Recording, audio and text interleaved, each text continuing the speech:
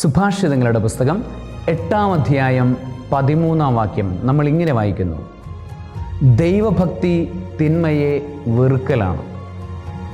അഹംഭാവം, ഗർവ്, ദുർമാർഗം, ദുർവചനം എന്നിവ ഞാൻ വെറുക്കുന്നു. ദൈവഭക്തി എന്ന് പറയുന്നത് ദുർമാർഗങ്ങൾക്കും ഗർവിനും അഹംഭാവത്തിനും ദുർവചനങ്ങൾക്കും ഓപ്പോസിറ്റാണ്. ഇവ രണ്ടും ഒരുമിച്ച് പോവുകയില്ല.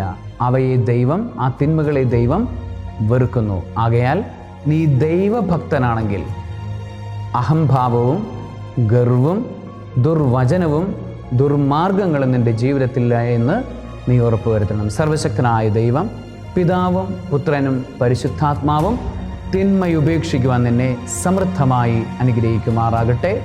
ആമേൻ.